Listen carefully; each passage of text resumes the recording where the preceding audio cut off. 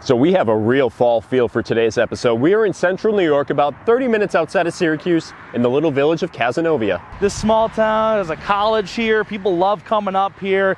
Beautiful area, but they got a brewery that everyone is talking about. It's time for us to find out what's on tap at Meier Brewing Company. Across the nation, people have turned the hobby of crafting beer into a lifestyle. Amazing breweries are only a few minutes away from your own home. From nano to regional or micro to macro, the question you won't need to ask is what's on tap.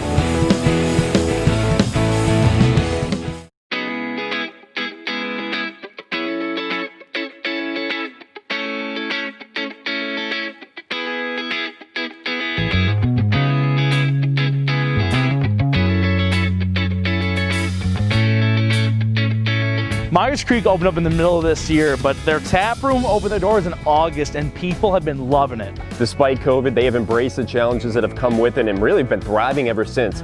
Everyone in the New York State craft beer industry is talking about Myers Creek. It's time for us to figure out what all the hype is about. Let's go check it out. Let's go.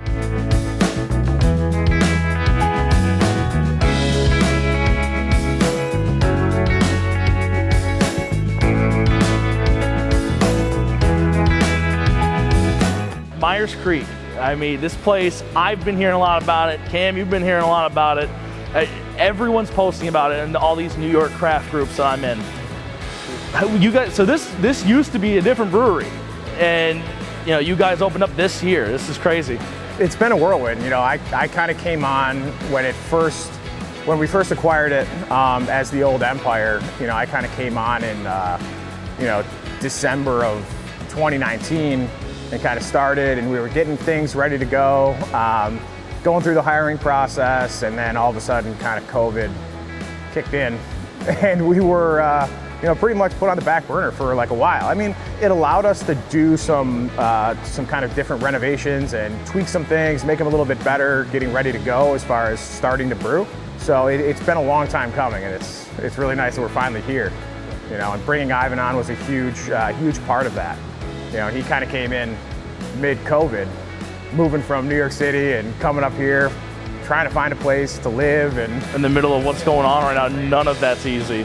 Starting a business, moving, yeah. He was a champ. He just came up here, he's like, let's go. He's like, I'm ready to go. And yeah, it was great. Started making beer right after that. And for making beer, I mean, I'm sure there's challenges for everything, but you know, making beer at a new place, for a new area, you know, are you from around here, or? You know? I grew up in the Cooperstown area. I've just kind of traveled all over the place. Beer trends are beer trends. You see what's happening in the brewing market. You got to make a half dozen hazy IPAs and some fruited sours, and that'll keep, you know, that crowd happy. But you still also have to kind of go traditionally. You know, we have Pilsners, we have Hefts, we have different things to keep the traditionalist crowd happy as well. I mean, when we started, one of the biggest things is, I mean, we implemented the new 6-barrel brew system, which was, you know, a lot of work in order to get that thing up and running, getting everything hooked up, getting it working right, and, you know, fixing the issues that were in-house that were left from Empire. So. Yeah.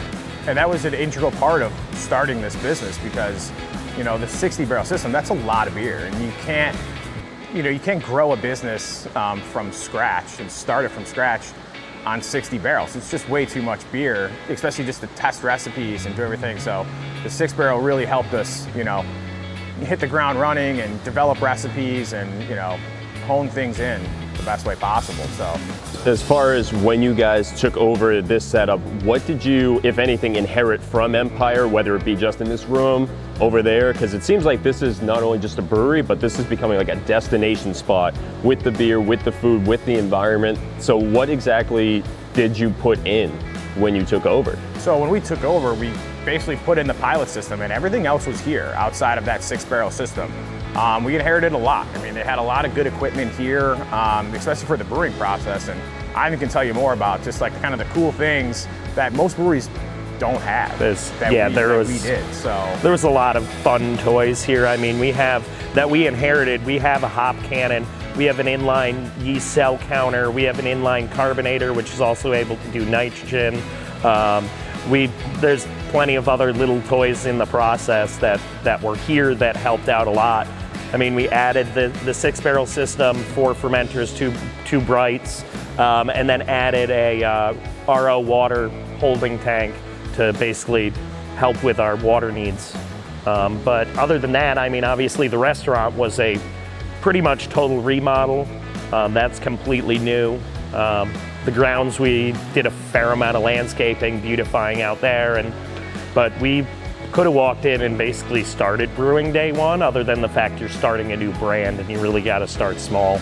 Looking around this area, I mean, anyone can come here and enjoy this. So what's going on, the nature around here, and then come in, the beautiful restaurant you got, but as well as all the beers you guys have. You guys have a huge selection of beers. I mean, especially for a place that, you know, that you started off really only able to do cans, and then had, you know, got to open up the tap room in August. You know, nice to have everything here, to have that huge selection. How are you coming up with all the different beers that you have, and, you know, what are you taking from the people of Cazenovia to help, you know, implement this?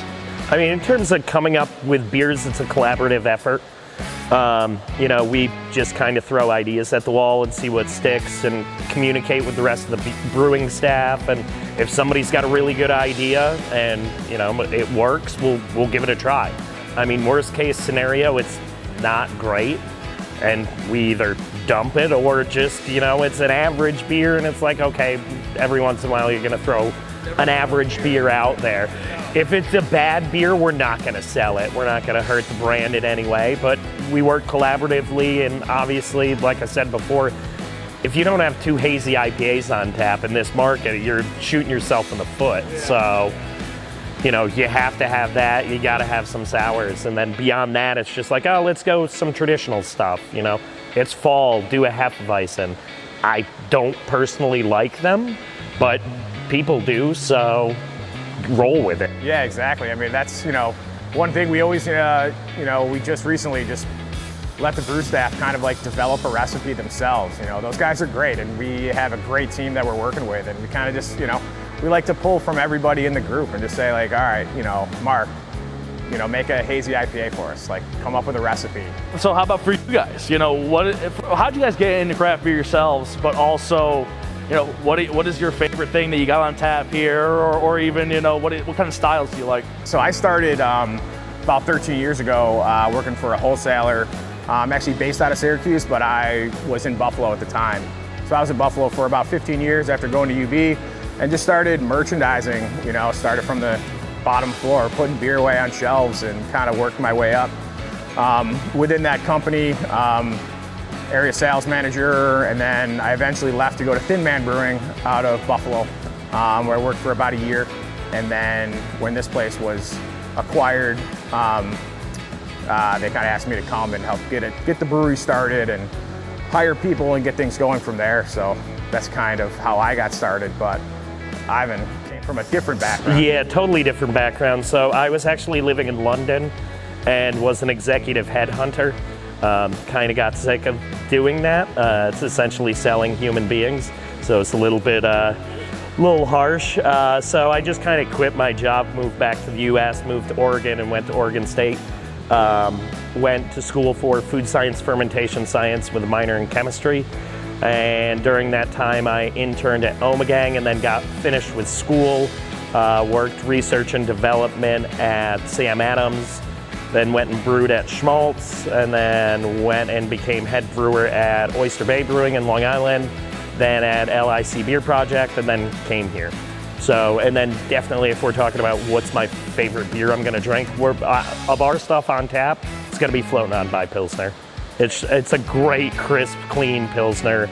It's low ABV, you know, 4.5%, so you can have 4 of them and you didn't have 4 8% IPAs. Yeah, so true 8-week Pilsner, like put it in the fermenters and forgot about it for a couple months and just let it do its thing. Came out super crisp, super clean. I mean, that beer is awesome. What would be next for you guys? What is there ideas already? Is the current plan just, hey, we're gonna survive through what's going on and keep growing here as a business? So what is the, you know, thought process? we obviously have growth plans, but we want to grow organically.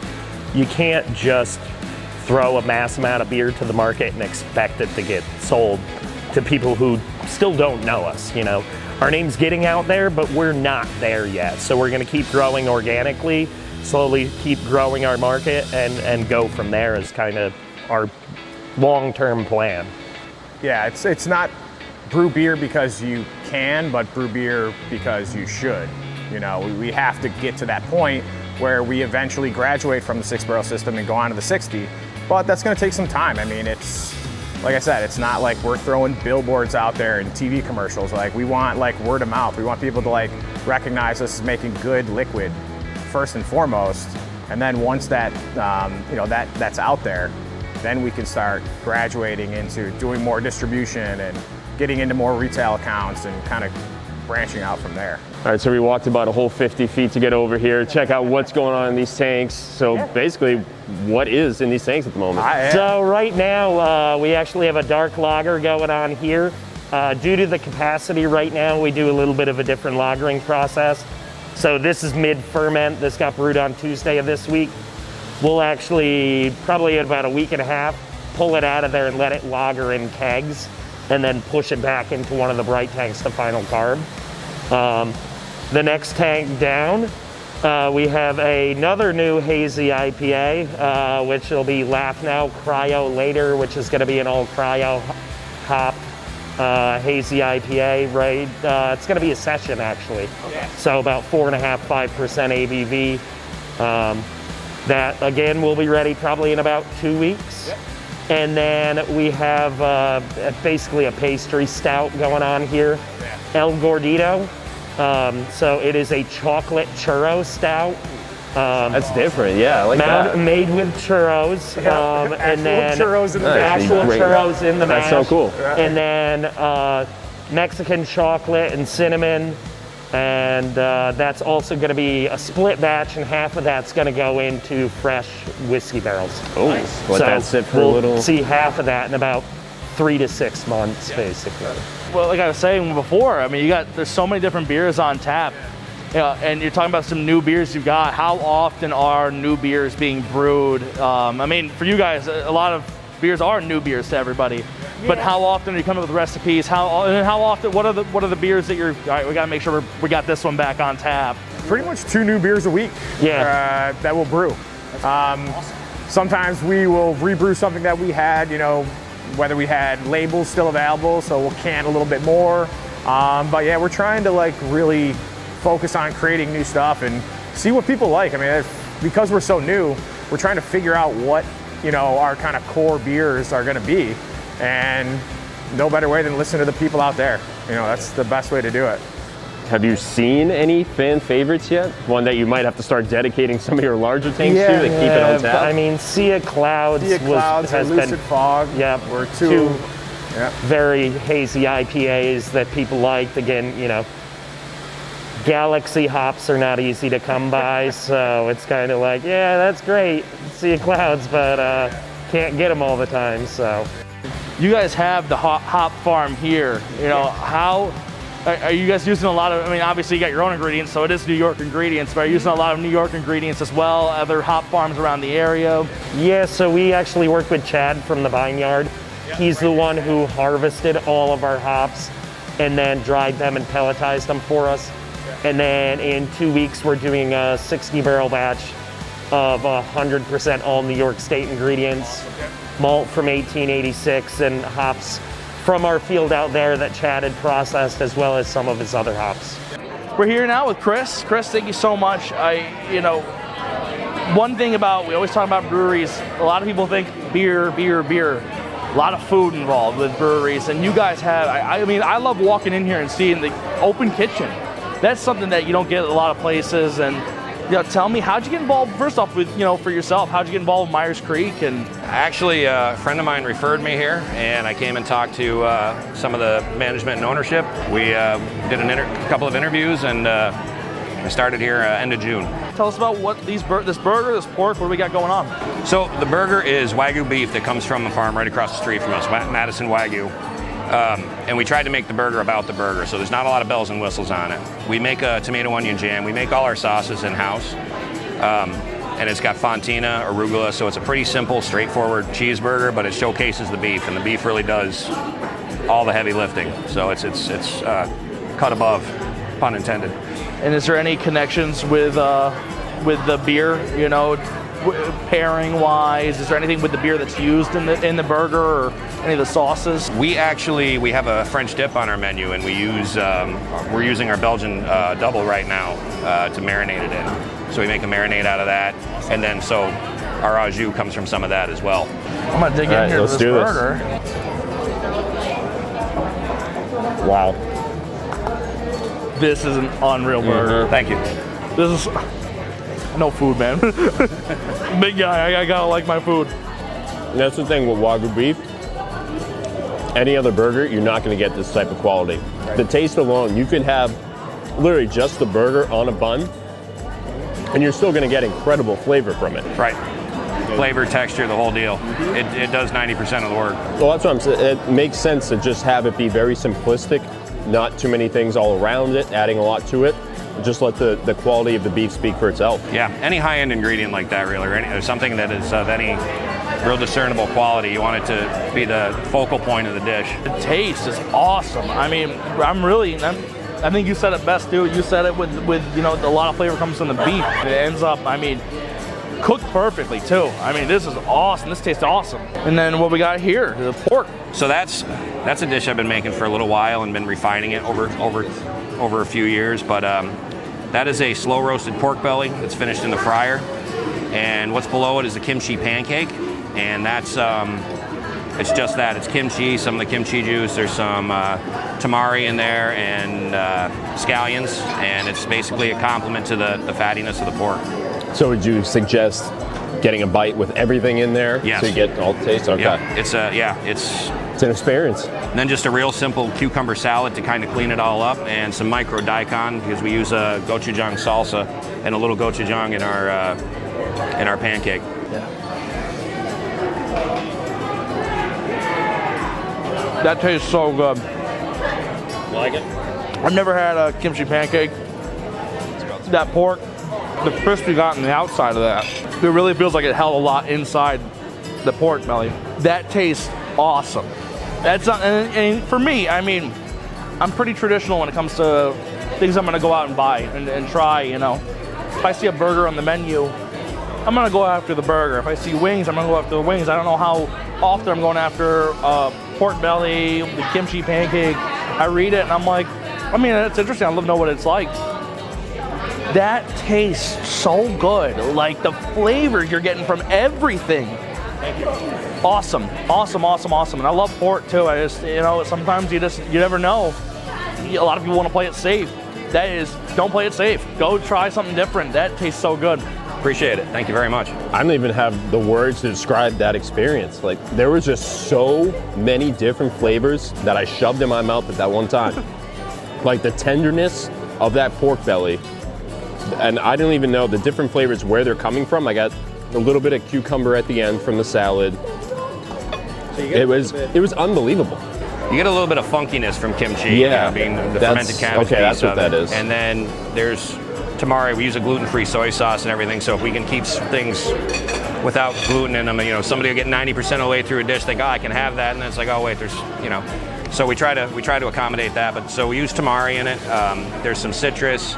There's some chili garlic. There's rice vinegar. There's about half of the Asian pantry in there, I'd say. But it's just some fattiness, some funkiness, and a little bit to clean it up. So. How long have you been cooking? Professionally, about 7 years, 6-7 years. I always had an interest in it.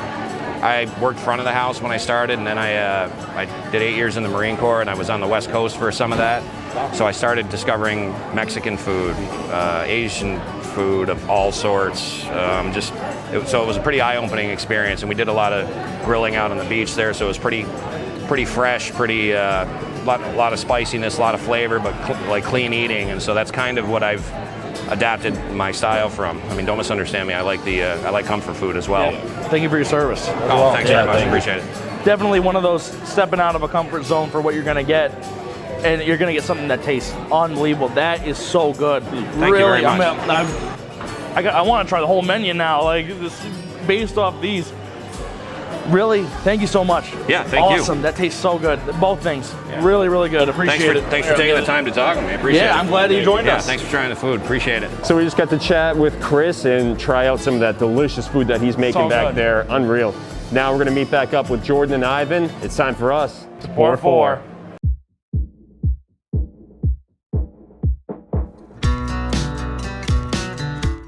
Pour four, guys. This is what a different selection here for what we got at Myers Creek. We got a clear, we got a hazy, we got a red, we got a stout. You know, not red beer, but I mean just different color, different varieties. What we got here first? Where do you want to start? Ivan, you want to talk about it? Yeah, so traditional German style Pilsner on your left, floating on by. Light, crisp, mild bit of sweetness in the finish, all German hops, Tettnang and Hallertau. Just nice light floral aromatics to it, and just a 4.5% crispy Pilsner. Oh yeah, they're definitely what you're expecting with a Pilsner. With, you know, you want to be able to, it's easy drinking, it's very crisp. I mean, and even with that finish, just a little bit of sweetness there. I'm feeling that a little bit at the end. And it's just, you know, when you got that German Pilsner too, you want it to, it's got those certain quality about it that what's it gonna stack up to, and tell you what, great Pilsner, wow. This is a beer I feel like for your traditionalists that are coming in. Yeah. They haven't experimented with the craft beer scene yet. Tried and true type of beer right here. You're gonna get to that flavor that craft beer has to start kind of introducing you to what could happen, what you could do next with a beer like this. And really, this is a great taste. This is one I could drink all day long. Yeah, absolutely. This feels like one that should probably be on tap at all times. Getting real cloudy here. Getting cloudy, doing New England stuff. So hazy IPA, a lot of wheat, a lot of oat malt in that. Hop, cold side Whirlpool hop with Strata, Idaho 7 and Citra, and then the same 3 hops heavily in the dry hop. So a lot of stone fruit in the aromatics, quite a bit of sweetness in the finish, little bit of bitterness, but pretty smooth, not crazy over the top anything. Yeah, you get a touch of that dankness at the end, that kind of resiny, you know, nice, you know, kind of nice bitterness that you don't generally see with IPAs, New England IPAs. It just finishes it out really nicely. Yeah, it's you look at it, it almost reminds me of orange juice. Like it kind of looks like that, has that consistency, the color, but then when you taste it, it is kind of, you get a lot of the New England, traditional New England, but it is almost like a hybrid with a little West Coast style in there as well with that bitterness. It's a really great combination. And that's that Strata hop that just has a lot of those stone fruit and peach aromatics, and then that dankness where you kind of, a little bit in the aromatics, you get a little bit of pine, kind of some wintergreen minty things, and that adds to that dankness, kind of that hybridy West Coast feeling to New England. You said the pine, the kind of like just taste you're getting with there, and I feel like where I've had so many, and I mean the market is, there's so many New England hazy IPAs out there. There really is a ton, but what I've noticed with a lot that I've had recently is that it kind of loses that IPA taste.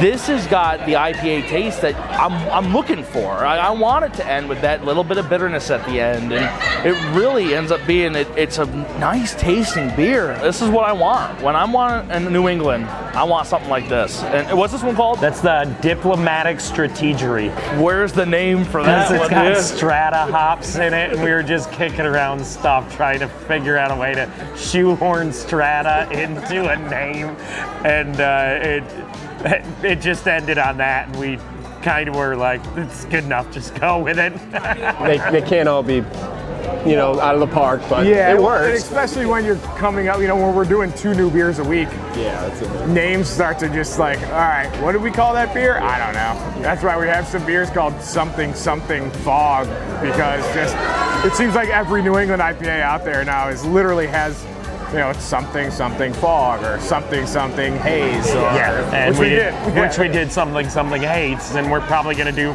something clouds. So a kettle soured. Operational challenges 2 fruited with blueberries and mangoes. So, you know, medium tartness, not over the top, and then the fruit kind of actually, the blueberries add a bit more tartness to it. The mango adds in a little bit of sweetness. We do it traditional, more of a traditional fruited sour way. So we are adding the fruit about midway through fermentation. We're not doing the late addition that create can bombs. You know, when they're fruiting in the bright. It's a traditional fruited sour. This is a damn good sour. It is, I feel like it's hard to really do a really good sour. This is a really good sour. Always trying to balance that, you know, the sweetness from the fruit, the tartness from the base beer, and I think we did a good job of like kind of meeting in the middle where you get some sweetness, you get that tartness, and it kind of blends in really nice. My big thing I always talk about is when I want a sour, I want a sour, you know what I mean? And I feel like sometimes you don't know, and there is a lot of different things you can do with the sours, whether it be the tartness or the fruit that you're putting into it. And it's like, I love when you're putting blueberries because the blueberries got that tart. And sometimes some blueberries are super juicy, and we've had one where it was like really nice. You got that juicy part of the blueberry, and that was the taste. And we're getting the tart here, but it's not, like you said, a medium tartness. It's not something that's like, whoa, you know, super tart. It hits you where a sour, I think, is supposed to hit you. And I really, this has been the year of sours for me. I have always been looking for all these different sours. I've really gotten into sours this year, and this is right up there on, you know, what I'm, you know, I love the taste. I love blueberry. I love the mango. That salivating feeling you get when you know you're going into something sour. It kind of begins before you even take a sip. Yeah. That's what I got just looking at it. It is a beautiful color too. Like you can see the color from the blueberry in there. Last but not least. Last but not least, It's retained its head. Yeah, that's it's impressive. a nitro beer, so it's a dry Irish stout named Sounds Like a Facilities Job. So traditional, lightish, mild malt, but quite dry in the finish. A hint of roasted malt and mild bitterness.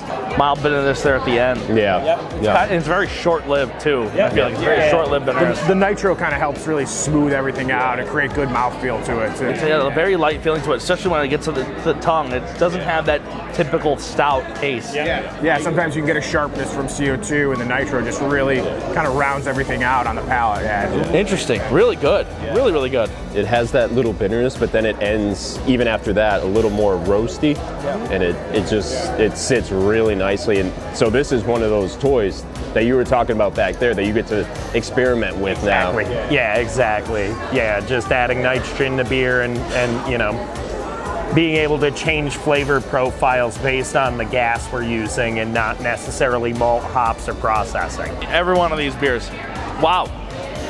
For you guys too, to have that is awesome. What a different variety too.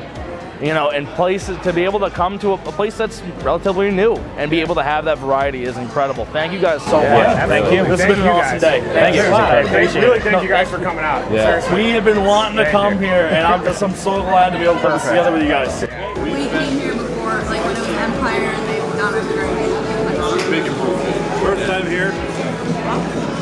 Nice place, good atmosphere. The location is amazing. You know, perfect for like a fall weather like this. Gorgeous location, very friendly staff. Felt welcome from the minute we walked in. I have to say, really great experience from start to finish. Plenty of space for everybody. Oh, they're amazing. Amazing food. Yeah, the scenery is beautiful. The help's all happy here. Everybody's nice when you come in. The time you leave, it's beautiful. Yeah, It's really a nice place.